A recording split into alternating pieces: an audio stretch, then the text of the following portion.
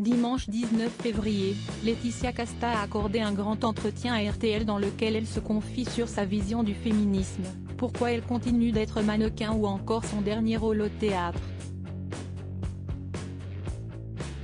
Au cours de cette interview, l'actrice a également évoqué sa dyslexie qui amuse beaucoup son entourage. Sa grâce et son talent ont fait d'elle l'une des actrices les plus courtisées du cinéma français.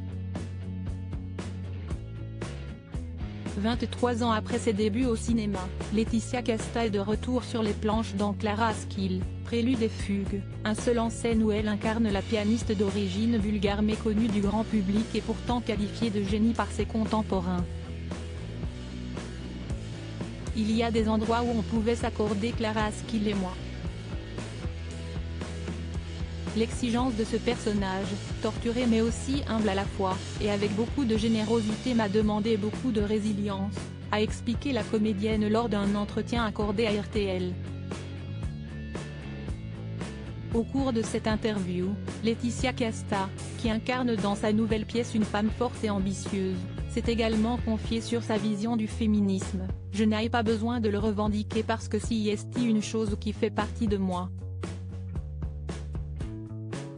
J'ai plutôt été exposée au monde, je ne me suis pas vraiment protégée. Aussi parce que j'ai rencontré des êtres incroyables qui m'ont donné une colonne vertébrale très forte, a-t-elle expliqué. Je fais rire tout le monde avec ça. Lors de son entretien accordé à RTL dimanche 19 février, Laetitia Casta s'est notamment confiée sur sa dyslexie. Si ce trouble du langage écrit peut l'handicaper dans la vie, la comédienne ne rencontre aucun problème sur les planches. Quand on est sur scène, on n'a pas ce problème-là.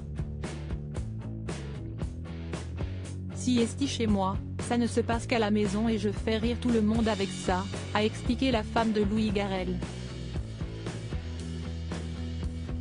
Pour cette grande timide, le théâtre a été le moyen de découvrir une autre facette de sa personnalité. Lorsqu'elle a été initiée à cette discipline à l'âge de 12 ans, cela a été une révélation. J'étais très timide. S'exposer devant les autres. C'était comme si j'avais allumé un feu de cheminée qui ne s'était jamais éteint. C'était pas du tout cérébral mais physique, a-t-elle ajouté. Un parcours inspirant.